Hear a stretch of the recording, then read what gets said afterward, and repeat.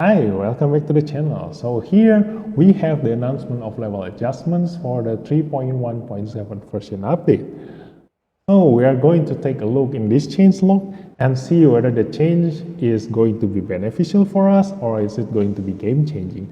And as a poison as per users, I do want to take a look whether poisons are going to be still be viable or is it going to be game changing. So let's take a look. Adjustments to the main storyline chapters. So they are adding a star clearance to the storyline chapters, which is good. It gives spice to the storyline stages. So for those who haven't cleared the storyline stages yet, you do want to make sure that you clear all levels while all of your espers are still alive. And for those who are already cleared all the storyline stages, this is just a free rewards for us. So when 3.1.7 hits, do remember to go to the storyline stages UI here and grab all the free rewards that Dislyte gives to us. So this is good. Second one is going to be adjustments to the ritual miracle. So this is the major changes that we want to take a look. So let's take a look here. The thing is that the reason why game developer changed their content is because when game developers create a game, they want the players to clear things in a certain way, the way that they intended the players to do. So when players do some things that doesn't align with what the developers want them to do, then changes are going to happen eventually in the future. So this is the future that is going to happen to us. So let's see what changed to Chronos. So Chronos reduces the damage dealt and resistance of Chronos on all difficulties and remove the purify effect of Blessing Tablet. We hope that players will not be afraid to make mistakes and allow more negative effects to be applied to Chronos. So here's the thing. The thing that the developers want us to do is to play around with debuffs on Chronos stages. So by reducing Chronos resistance and also removing the purify effect means that it's going to be easier for us to apply that defense down and sear that affects our consistency in running the Chronos stages, because sometimes you do want both the defense down and sear to happen before your actual biggest damage dealer take their turn, but sometimes those things didn't apply to Chronos and they mess your runs by a lot.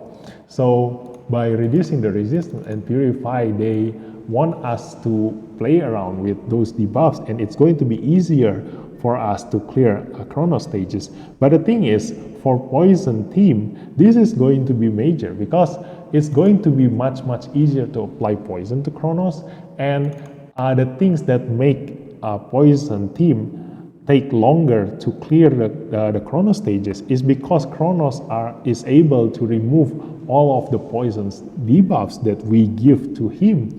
So without the purify effect, now every single poisons that we give to Chronos are going to stay with him forever, and that's going to make a poison run much faster, because if Chronos can remove our poison stacks, the thing that makes the time longer is we need to reapply all those poisons again. And I do have the picture here that shows much more detail about the changes to the Ritual Miracle. So the Chronos here, when dealing damage, lower the target's current HP, the higher the damage. So we do want to top up our Esper's HP as much as possible, so without letting them to get their HP much lower. So second one is take increased damage from flow espers. This is good because the developer wants us to play around with elemental and their weakness and their advantages. So increasing flow espers damage to Chronos, which is Inferno, makes flow espers much more better than using an Inferno esper. And the next effect is going to be after any enemy's action ends, gain a certain percentage of AP up. So this is going to be really good for poison espers, because the things that makes us hard to kill Kronos is also because if we are too fast for Kronos, we apply too many poisons, and debuffs can only goes up until 12 different debuffs. So all the excess poisons are going to be gone without Kronos being able to get the damage at all, because he doesn't even move. So now that Kronos can move much faster, he's going to receive the poison damage much faster, so that's good. So the last effect is increased damage to non-flow espers. When attacked by non-flow espers, their miss rate increases. So this is something that should have affect us as a poison team, but it actually doesn't affect us. The reason is because these changes here, because Kronos resistance is being reduced. So Kronos resistance being reduced, and then our miss rate is getting increased. When you're talking about Ife, it's going to be the same. It's just plus minus, you know. But the thing is, Kara is getting a buff because Kara, as a flow esper, now deal more damage to Kronos. Although it also doesn't change much because Kara doesn't deal damage to Kronos by her attack damage. Her damage comes from poison, and it's a fixed damage. So no matter how much damage you increase to Kara, her damage is going to be fixed. So this is just going to be a little extra damage from Kara. And for Ife, it doesn't matter for Ife because increased damage to non-flow espers, Ife is a tank. You don't, you will still not die by Kronos as when using Ife. And then your miss rate is getting increased, but Kronos resistance is being decreased, so it's the same. So again, when talking about Ife and Kara, you're not supposed to compare both of them. You are supposed to use them together because they are just like the twins. When playing around with poisons, the more poison espers that you use is going to make poison debuffs much stronger because you can apply poison much faster, and more poisons mean more damage, and faster damage means that faster clear. So this is going to make Ife and Kara much stronger in Kronos because Kronos now receive his damage from poison much faster, so we won't get that excess poison debuffs. And then he is going to take more damage, a little bit more damage from Kara, and then no changes to poison application of Ife because increased miss rate and then reduced resistance is going the same. And Ife being the tank, as usually when I clear content of Kronos with Ife only take like 1/3 of her HP as damage. So now with increased damage, you just need to make sure that as long as Ife is still alive, it doesn't matter. Her damage comes from poison, and the only thing that she needs is just to stay alive. And the best part about Ife is that makes her much better than Kara is because she can give attack down to Kronos. So instead of like brute forcing your way and trying to stay alive as Kara in Kronos, it's much easier when you bring Ife because the attack down from Ife reduce Kronos damage by a lot, and it will make surviving much easier. And again, Ife and Kronos are not to be compared. They are supposed to be brought together. You are supposed to use them together. All poisons espers are friends. So that's the changes to Kronos. It's going to be much easier for Ife and Kara to clear this. Now let's take a look at the next one, APEP. Reduce APEP skill-based damage on all difficulties. Toxic detonation will have increased damage according to the debuff effect on the target. Oh yeah, before we go there, for those who doesn't use poisons in Kronos, it's still going to be beneficial for you because we already use flow espers in dealing with Kronos, which is Gaius, and also sometimes some of you even use Xiaoyin. And for those who doesn't even use flow espers, there's no changes to this because Drew, other Inferno espers are still going to deal the same damage to Kronos. But the thing is that applying defense down and seer is going to be much easier now. So you will have a more consistent run using other espers, and it's going to be much better for poison team now in the future. So yeah.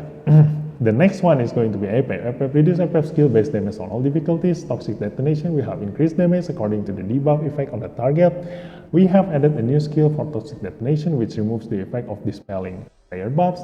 In normal and above difficulty modes, APEP will add the effect of recovering HP for himself when toxic detonation is activated. At the same time, we reward blazing tablet skill so that it can apply poison to all enemies. So yeah, a lot of changes on APEP. The reason is because here is the most important part. We hope that players can choose a more diverse lineup when battling APEP.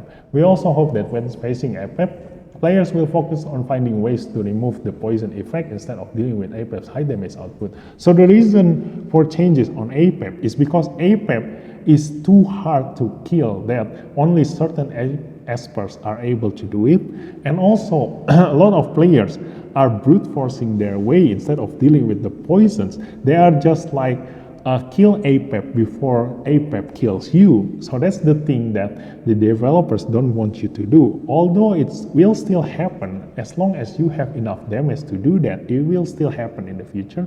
But for those who are not able to clear APEP consistently yet, this is going to be useful information because they want us to deal with the poison instead of brute forcing our way to kill APEP. So if we deal with the poison effect of APEP, it's supposed to make the run much more doable and much more consistent. So let's see, the changes here is that APEP skill-based damage is reduced, so that's good. So a lot of experts are going to be able to stay alive in this case.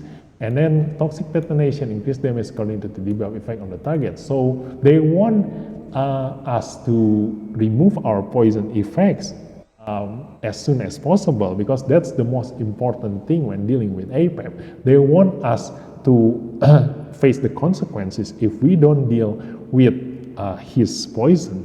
So increasing the damage means that we need to remove our poison as soon as possible, either by immunity or by cleansing. And we have added a new skill for toxic detonation, which removes the effect of dispelling player buffs. This is something that unclear whether you mean that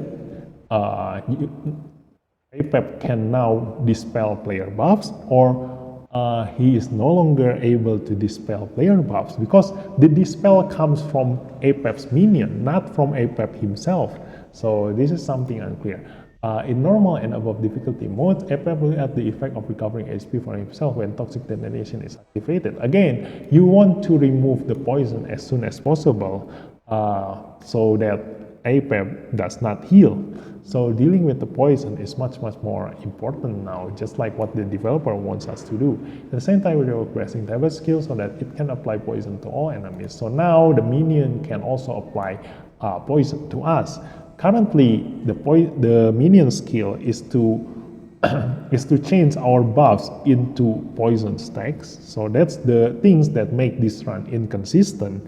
And now they add another skill for the minion to be able to apply poison to us straight away.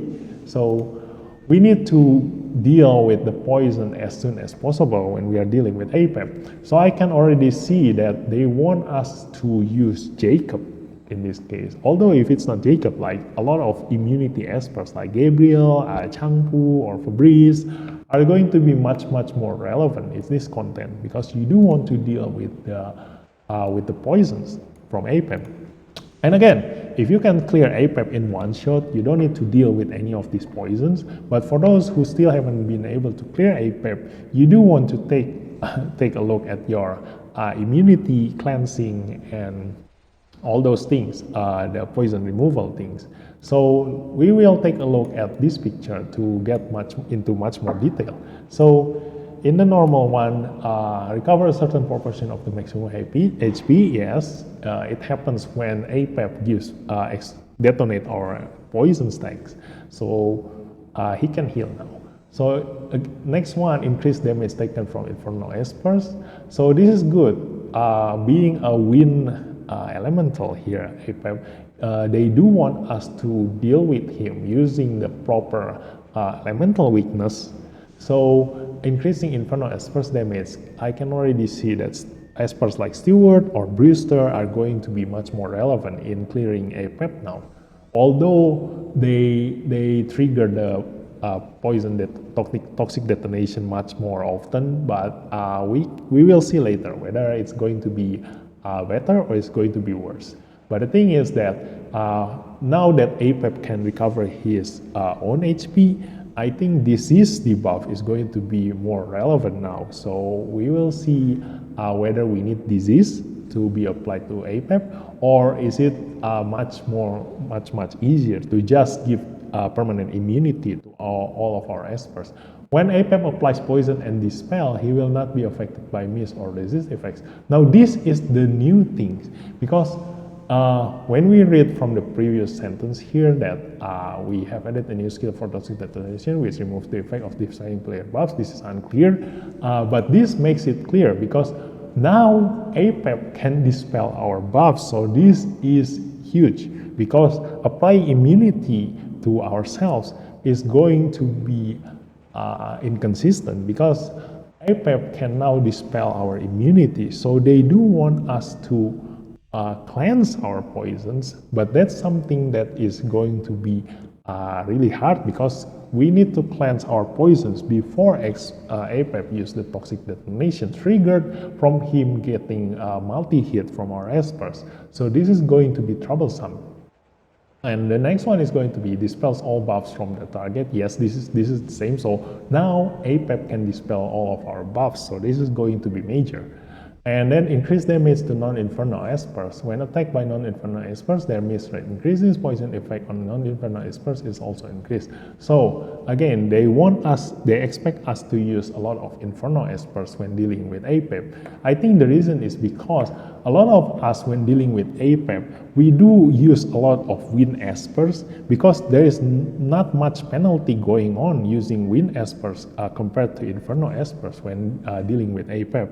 So they do want us to make use of the infernal espers that we have in our arsenal. So they do want us to make use of our Steward and Brewster and Drew and Freddy and all those other infernal espers instead of using wind espers like Ophelia. So we will see in the future like what kind of team are going to be really good against APEP, but this changed a lot of APEP's mechanics. So if you cannot kill APEP in a single turn, you need to deal with his poison, and it's going to be much harder. So the things that are already in my mind as a poison user is that the things that doesn't allow me to clear APEP using poison is because it's not efficient. Not that it's not viable, it's not efficient. The reason is because I can clear APEP using poison, but it takes 6 minutes per round. That's not efficient at all when you are doing this every single day. So the things that makes APEP so hard to kill with poison is because his resistance is so high that it's almost impossible to give poison to APEP. Although it's still possible, but the chances of that is very low. So when dealing with APEP, I do want to see whether in the future his resist is going to change, like whether it's going to be easier when dealing with APEP using poison, like giving poison to him, or is it going to be the same? So if it's going to be the same, then we need a new way to deal with APEP. But if it's much easier when using poison espers in dealing with APEP, then I will make a video out of that. So the thing that is interesting about APEP is I've been experimenting around with APEP using Jacob, and Jacob is a really good esper because APEP counter our espers a lot using toxic detonation, and Jacob being able to give fang buffs to all of our espers means that he can apply 5 stacks of poisons per counter to APEP if he doesn't have as much resistance as he has right now. So that's the benefit of using Jacob. But we will see later. I will still experiment on that, but it's going to be really hard. APEP is the hardest to deal with using a poison team. So let's go with Fafnir. Fafnir changes is remove the immunity effect of Blessing Tablet and add a passive skill Dragon's Reversal to Fafnir. Fafnir will periodically gain Anvaris Shard. Each stack of these shards will provide critical damage. Shards can be dispelled and taken away. So we hope that such a design can encourage players to use dispelling and stealing skill effects more. So this is what the developers want. So this is going to be huge because Fafnir is going to be easier to deal with if you have espers that can steal buffs, because Anvaris Shard increase your critical damage and it can be taken away. So if the one that takes this Anvaris Shard is someone like Gaius, then you can be sure that in the future I can already see a lot of YouTube videos that shows insane amount of damage coming from Gaius because of this Anvaris Shard. And the biggest change to Fafnir is the removal of immunity. The things that makes Fafnir impossible to deal with as using Poison Team is because of his permanent immunity. And now without immunity anymore, I do want to see Poison Teams against Fafnir in the future.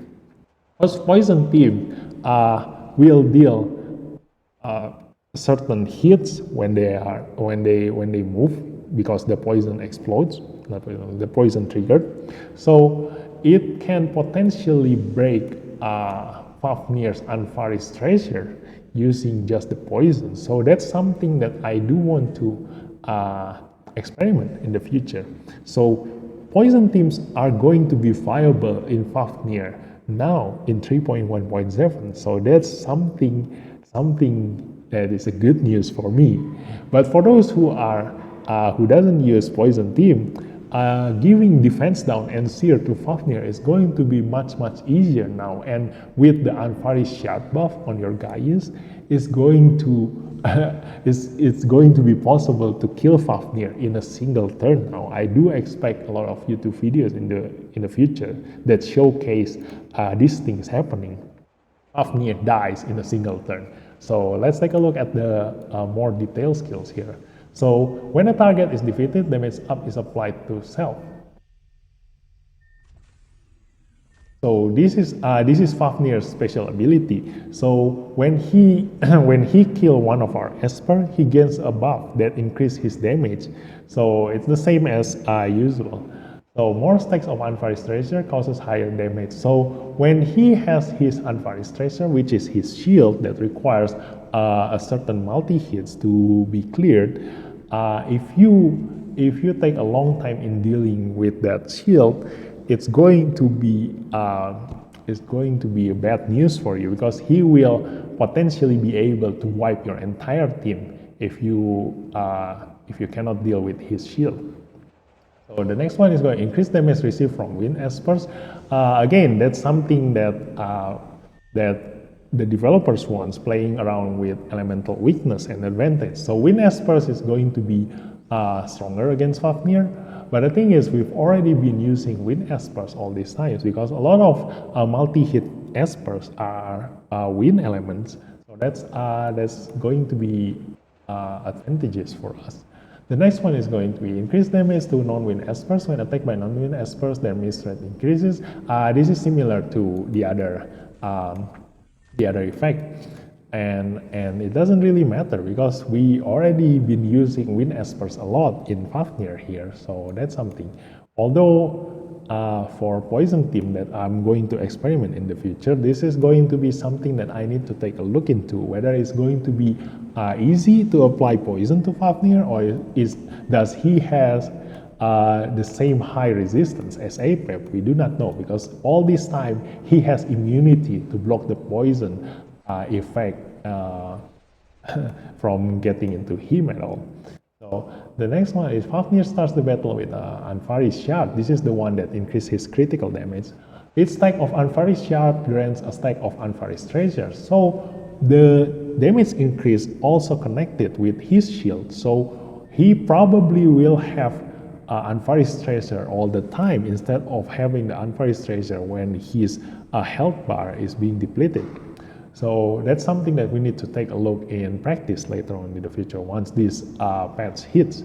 And when Fafnir loses Anvaris Treasure, gain Anvaris Shard. So when we manage to break his shield, he will gain unvarnished shot. So you do want your buff stealer to move after your multi-hit espers to be able to steal this unvarnished shard. So that's the thing. So yeah, that's all the ritual miracle changes. So that's a lot of changes. I do expect to experiment more from them in the future, but all these changes are beneficial to players. To those who haven't been able to clear them, it's going to be much easier and more consistent for those who are able to clear this content really fast. It's going to be much more consistent run for you guys. But the thing is, the one that is the most interesting is going to be APEP.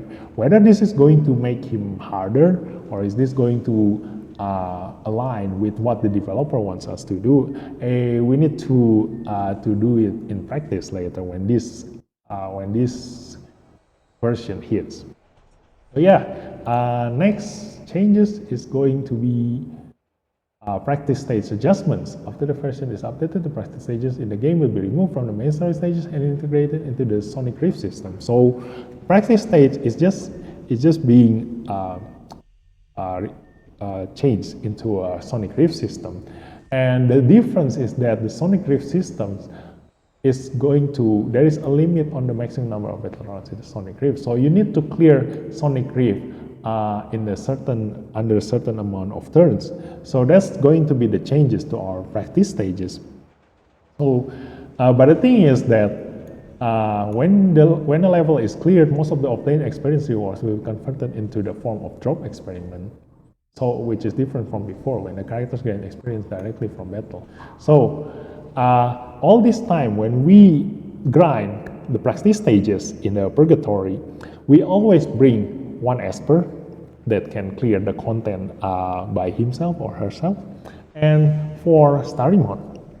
And the developer don't want us to do that anymore. They want us to be able to freely pick like all 5 espers that we want, and the experience can go to Experiment that we can give to the Starimons that we want or the espers that we want, instead of bringing that particular esper and facing the risk of unable to clear the practice stages.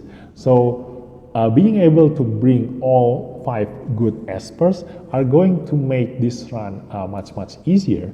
So they limit us to must be able to clear this content in a certain number of turns. But that's not going to be a problem, because now we can bring all 5 good espers instead of just one. So this should not be a problem for players who can already clear any other contents in the game, and it's going to be much easier for new players to be able to grind experience, because now they can use their best espers to clear this Sonic Rift and using the experiment to give to someone else.